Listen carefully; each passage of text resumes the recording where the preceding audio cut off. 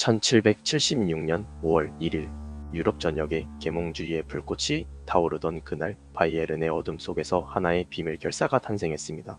그들의 이름은 일루미나티, 빛을 받은 자들이라는 뜻입니다. 불과 10년 만에 역사에서 사라진 이 조직은 왜 200년이 넘는 시간 동안 인류 최대의 음모론으로 살아남았을까요? 오늘 우리는 빛과 그림자가 교차하는 그 경계를 알아보겠습니다. 1776년 5월 1일 유럽은 계몽주의의 불꽃으로 타오르고 있었습니다.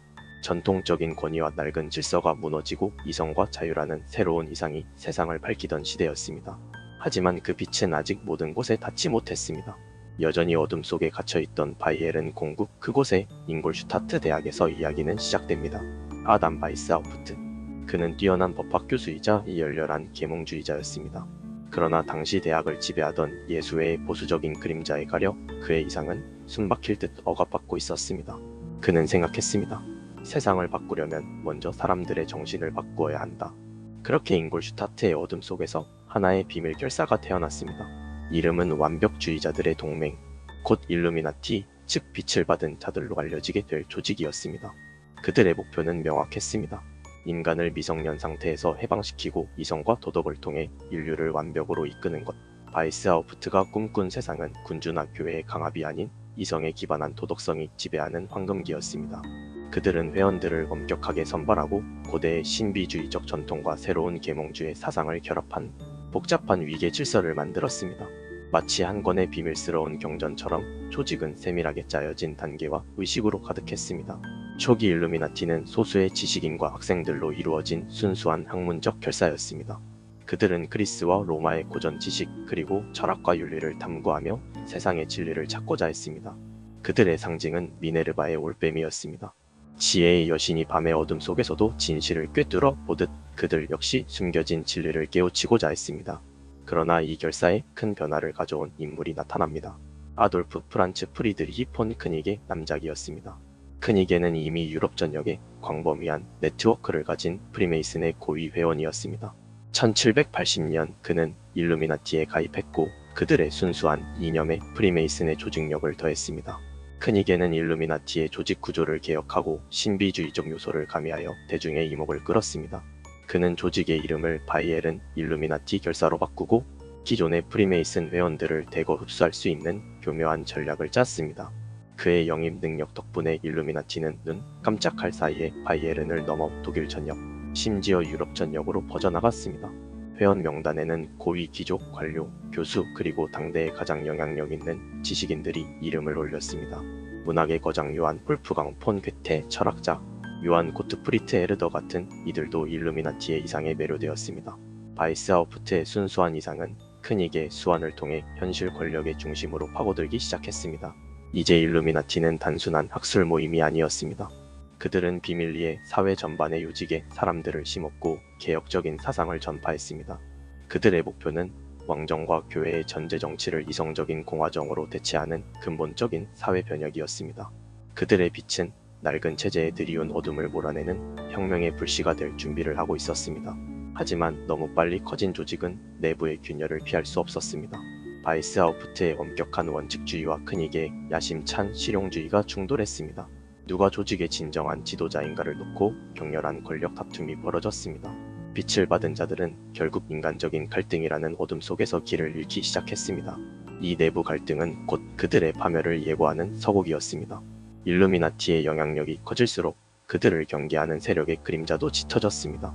특히 예수회와 바이에른의 보수 세력은 이 새로운 비밀 결사를 무정부주의와 종교 파괴의 주범으로 몰아붙였습니다. 왕권과 교회의 권위에 대한 그들의 노골적인 비판은 당시 지배 계층에게는 용납할 수 없는 위협이었습니다. 결국 내부 갈등과 외부의 압력이 맞물려 1784년 일루미나티의 지도부는 결정적인 분열을 맞이합니다. 핵심 인물이었던 크니게 남작이 바이스하우프트와의 불화 끝에 조직을 떠났고 그와 함께 수많은 회원들이 탈퇴했습니다. 크니게는 조직의 비밀과 명단을 외부 세력에게 폭로하기 시작했습니다. 이 폭로는 바이에른 정부에게 일루미나티를 탄압할 결정적인 명분을 제공했습니다. 1784년 바이에른 선제후 카를 테오도르는 모든 비밀 결사를 금지하는 칙령을 내렸습니다. 이어서 1785년 정부는 일루미나티를 특별히 지목하며 그 활동을 완전히 불법화했습니다. 바이스하우프트는 대학 교수직에서 해임되고 바이에른에서 추방당했습니다. 일루미나티의 주요 회원들은 체포되거나 망명길에 올랐습니다. 정부는 이들의 문서를 압수하고 비밀의식에 사용된 물품들을 공개적으로 전시하며 조직을 공포의 집단으로 낙인 찍었습니다. 이렇게 1776년 탄생한 빛을 받은 자들의 결사는 불과 10년 만인 1785년의 역사 속에서 공식적으로 소멸했습니다. 하지만 일루미나티라는 이름은 사라지지 않았습니다. 오히려 탄압과 함께 그들의 신화는 시작되었습니다. 1787년 독일의 신학자 요한 짐머만은 일루미나티가 프랑스 혁명의 배후에 있었다고 주장하는 책을 출판했습니다. 이 주장은 보수적인 유럽 전역에 엄청난 반향을 일으켰습니다. 혁명의 피와 혼란은 이 숨겨진 손의 조작 때문이라는 주장은 많은 이들에게 매우 설득력 있는 공포로 다가왔습니다. 이후 오거스틴 바리엘과 존 로비슨 같은 저술가들이 일루미나티가 프리메이슨을 통해 전 유럽의 왕정을 전복하려는 거대한 음모를 꾸몄다고 주장하면서 일루미나티는 단순한 역사적 결사를 넘어 세계적인 그림자 정부의 원형으로 변모했습니다.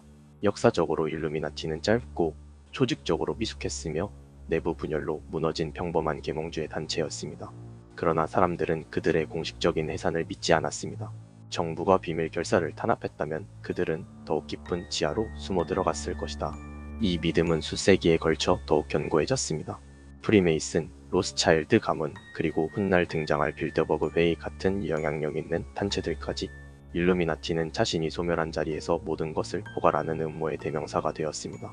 공식적으로는 1785년에 사라진 조직, 그러나 그 이름은 200년이 넘는 시간 동안 인류의 가장 깊은 곳에 자리한 불안과 불신을 상징하는 전설로 살아남았습니다. 그들은 정말로 사라진 것일까요? 아니면 어둠 속에서 움직이고 있을까요? 일루미나티 신화의 핵심은 바로 그들의 상징에 있습니다. 상징은 언어보다 강력하며 비밀을 유지하면서도 동시에 자신들의 존재를 과시하는 이중적인 역할을 합니다.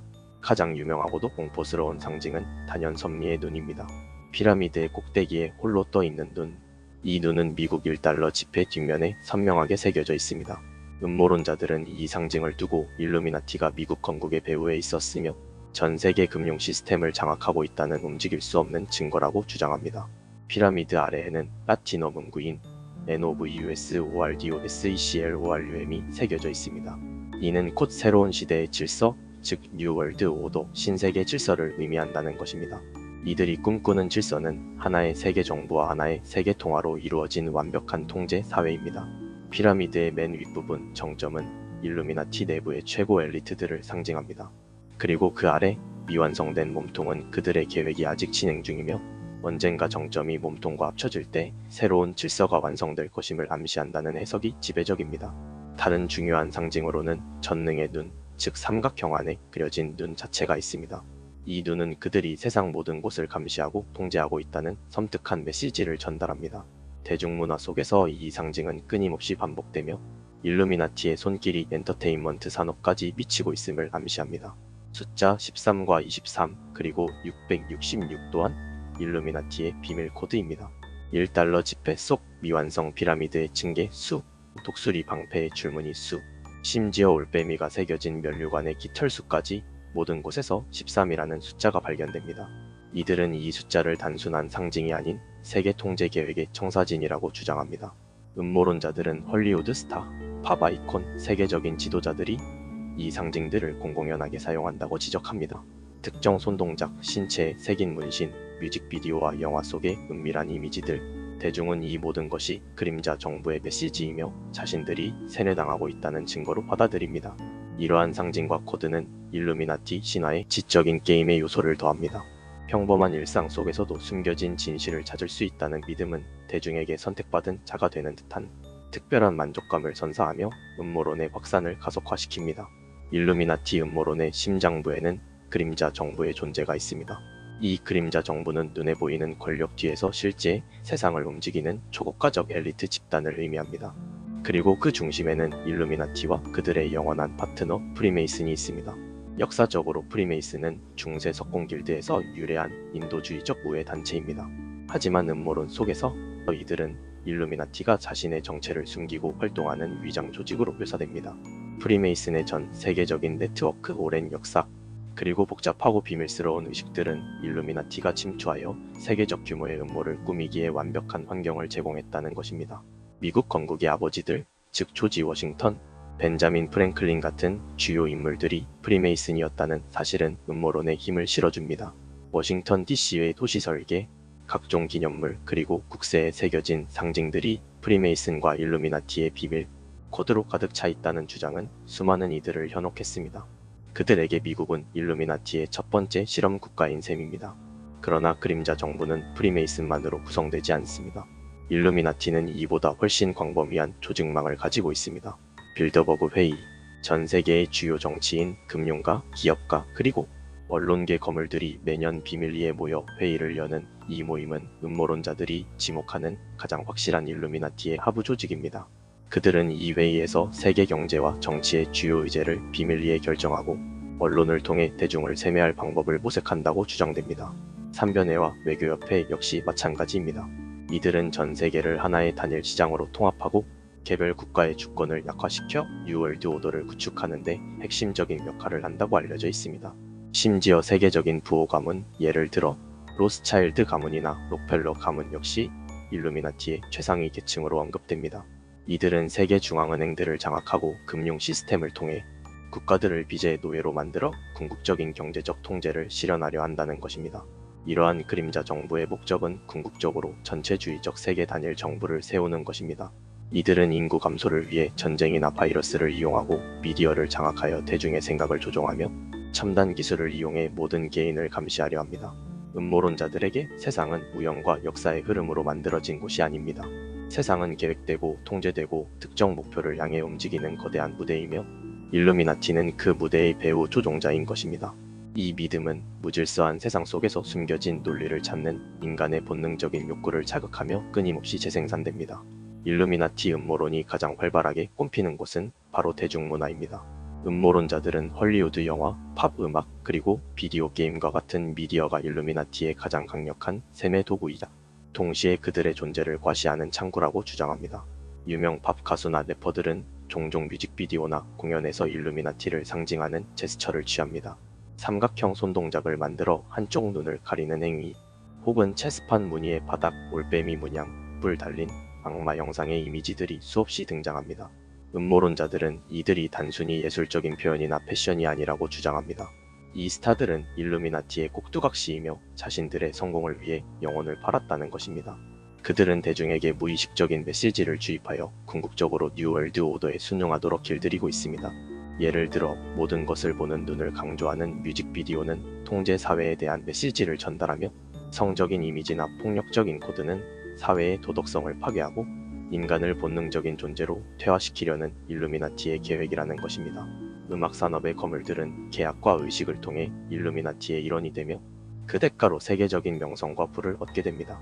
그리고 그들이 일단 일루미나티의 일원이 되면 그들은 더 이상 자신의 노래를 부르는 것이 아니라 주인의 메시지를 전달하는 스피커가 된다는 것입니다. 음모론 속에서 대중문화 스타들은 희생자이자 동시에 가해자의 역할을 합니다. 그들이 갑작스럽게 사망하거나 은퇴하는 경우 이는 일루미나티에게 순종하지 않은 대가 혹은 비밀을 너무 많이 알게 된 숙청으로 해석됩니다. 예를 들어 갑작스러운 사고나 자살로 알려진 유명인의 죽음은 사실은 그림자 정부의 손에 의해 이루어진 정교한 암살이라는 주장입니다. 또한 헐리우드 영화나 애니메이션 속에서도 미래에 일어날 사건에 대한 예언적인 경고가 숨겨져 있다고 믿습니다. 9.11 테러, 대규모 재난, 혹은 전염병의 발생 같은 주요 사건들이 이미 영화 속에 은밀하게 암시되어 있었다는 것입니다. 이는 일루미나티가 모든 것을 계획하고 있으며 사건이 발생하기 전에 자신들의 힘을 과시하기 위해 정보를 흘린다는 해석입니다. 이러한 해석은 대중에게 미디어를 비판적으로 보게 하는 순기능도 있지만 동시에 모든 것을 음모로 연결짓는 과도한 불신을 낳기도 합니다. 미디어 속의 단순한 디자인 요소나 우연의 일치마저도 일루미나티의 메시지로 둔갑하는 과정은 일루미나티 신화를 일상의 영역까지 깊숙이 침투시키는 힘이 됩니다. 일루미나티 음모론은 단순한 비밀 결사 이야기가 아닙니다. 그것은 인류 역사의 가장 중대한 사건들이 사실은 그림자, 정부의 계획적인 조작이었다는 주장과 깊이 연결되어 있습니다. 가장 대표적인 사건은 바로 9.11 테러입니다. 음모론자들은 9.11 테러가 알카에다 수장인 오사마 빈 라덴의 소행이 아니라 뉴 월드 오더를 가속화하기 위한 미국 정부 내의 일루미나티 엘리트들의 소행이라고 주장합니다. 그들의 목표는 테러와의 전쟁을 구실로 개인의 자유를 제한하는 새로운 법을 제정하고 감시 국가 시스템을 구축하는 것이었습니다. 세계무역센터 빌딩의 붕괴 방식이 단순히 비행기 충돌 때문이 아니라 내부 폭파에 의한 것이라는 주장은 일루미나티 음모론의 단골 레퍼토리입니다. 그들은 건물의 붕괴가 사전에 계획된 방식이었으며 이는 일루미나티의 공학 기술과 치밀한 준비를 보여준다고 말합니다. 더 거슬러 올라가 존 F. 케네디 암살 사건 역시 일루미나티 음모론의 핵심입니다. 케네디가 연방준비제도를 해체하고 진정한 국가통화를 발행하려 했으며 비밀 결사의 존재를 대중에게 폭로하려 했기 때문에 숙청당했다는 것입니다. 이처럼 세계 역사의 흐름을 바꾼 결정적인 순간마다 그림자, 정부의 총구가 겨눠져 있었다는 것이 그들의 주장입니다. 현대에 이르러서는 기후변화, 글로벌 전염병, 그리고 백신까지 일루미나티의 음모로 연결됩니다. 기후변화는 전 세계적인 탄소세를 부과하여 대중을 통제하기 위한 구실이며 전염병과 백신은 인구 감소와 개인의 건강정보 통제를 위한 수단이라는 것입니다. 이 모든 사건들을 관통하는 하나의 메시지는 우리가 아는 세상은 거짓이다라는 것입니다. 뉴스에서 보도되는 공식적인 설명, 정부의 발표, 심지어 과학적 사실까지도 일루미나티의 통제 하에 조작되고 있다는 것입니다. 이러한 음모론은 대중에게 극도의 불신과 불안감을 심어줍니다. 사람들은 자신들의 삶을 통제하는 거대한 힘이 존재하며 자신들은 그저 꼭두각시에 불과하다는 생각을 하게 됩니다.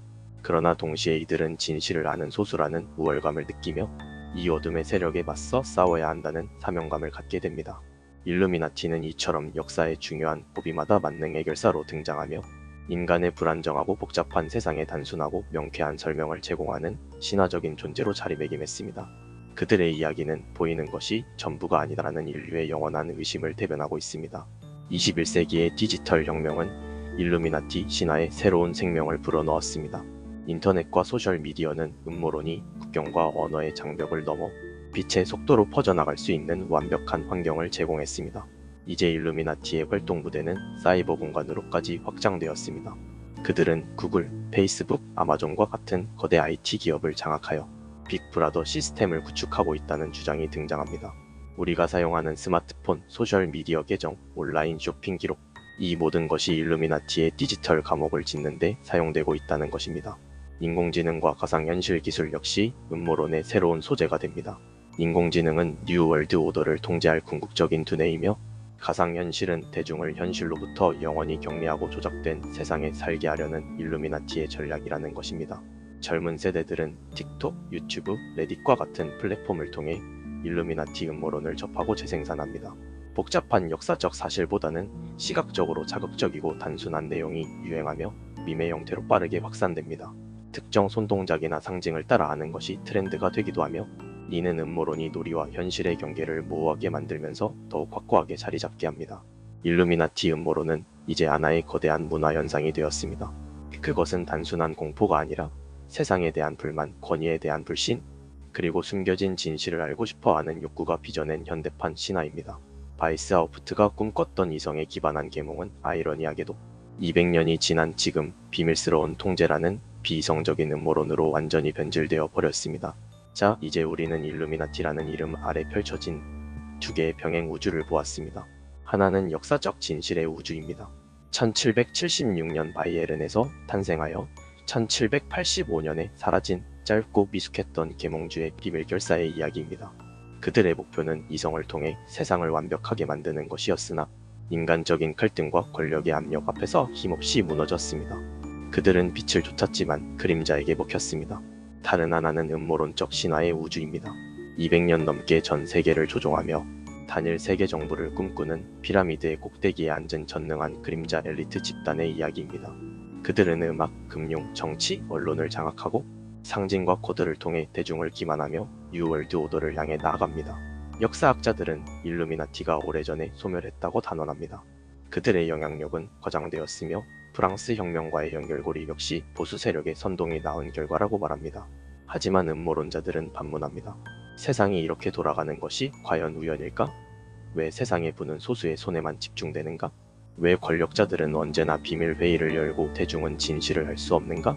일루미나티라는 이름은 바로 이러한 질문과 불신의 틈새에서 영원히 살아남는 존재입니다. 일루미나티는 우리 모두의 내면에 존재합니다. 그것은 불의와 불공정함에 맞서 숨겨진 진실을 찾으려는 계몽주의적 욕구를 상징하기도 하지만 동시에 세상이 너무 복잡해서 스스로 통제할 수 없다는 인간의 근원적인 불안을 상징하기도 합니다. 결국 일루미나티는 빛을 받은 자들이 아닌 빛을 좇는 모든 이들의 환상일지도 모릅니다. 과연 일루미나티는 실존하고 있는 중인 것일까요? 미국록의 서기관 야필이었습니다.